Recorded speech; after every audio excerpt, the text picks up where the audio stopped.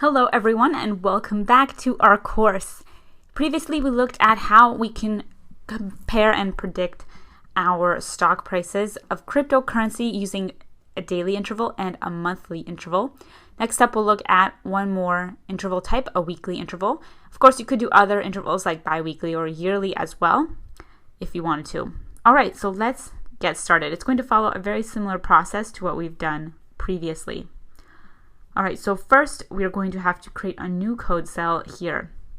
Then I'm going to create a weekly model variable and I'm going to use profit to instantiate the model. Here I'm going to pass in an interval width, which can be the same as we've had previously in our constant interval width, 0.9. We can also pass in here an argument of weekly seasonality. We're going to set this to true because we're going to be using a weekly interval.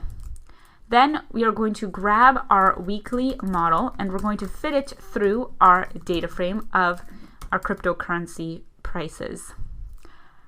Then we can call our weekly model and use the function makeFutureDataFrame. So once we've actually trained it, we can then make a future data frame, which will have the model predict stock prices of the future. Here I'm going to pass in a number of periods, and this represents here the number of weeks in your time interval. So we'll say weeks in time interval. For example, if we're being consistent and we want to have 3 months, then we would have 91 days and we would have as well 12 weeks. So we'll set our weeks to equal 12. And in the next lecture, when we finish off the project and we compare all the 3 strategies, we'll make sure that they end at the same day.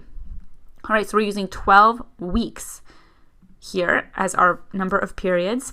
Then we'll have a frequency argument, and that's going to be a W for weeks, because the future data frame is going to have data points at every week. It will have the stock price prediction at every week.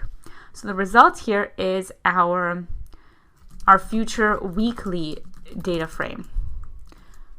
Okay, that is going to allow us to make predictions of the future, which we can do by grabbing our weekly model, and we're going to call the function predict. Here into the predict function, we're going to pass in our future weekly data frame. And the result is going to be the weekly prediction, plural, weekly predictions of the model for 12 weeks. So we will have 12 new entries in that future weekly data frame. Then we can get our results just by pasting that variable weekly predictions. All right, and just give it a moment to execute because it does have to train and test the model. And here we go, we get all of our results. And you can see here, we begin at the same time as our initial data set, January 1st, 2016, but at the end, we have these new rows added and they happen every 7 days because that is that weekly trend. All right, now we can also save our predictions to compare at the end of this course. So just in the next lecture, really, because we're almost done.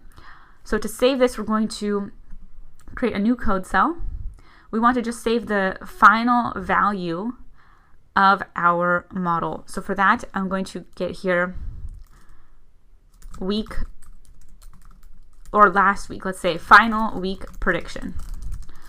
All right, and I am going to use here my predictions, weekly predictions, and at the column known as y hat, that is the column of the model's predictions of the cryptocurrency price. I'm going to grab I location -1, so that will give me the last value, and I can get that value just by pasting it out. All right, here we go. Next up, we could also calculate the error of our model, and we can plot it. We can plot the model's results as well as components of the model. Anything that we did for monthly and daily, we can do for weekly. Most interesting is plotting the model on a graph, so let's do that. I'm going to grab my weekly model, and I'm going to use the function plot. Here, I'm going to pass in my weekly predictions. That is what I want to plot. Uncertainty is true because the model is not 100% sure. Then I'm going to call pyplot.show to show the plot that was created. I'll run the code cell And here are our results. See, all the results are quite similar because we are working with the same data set, but there is still some difference because one technique is monthly, one technique is daily, one technique is weekly. All right, awesome. And that is how we can use a weekly interval to predict future dates. Coming up next, we're going to finish off with our last lecture where we will learn how we can compare the final stock price of our different strategies to see the difference in each strategy.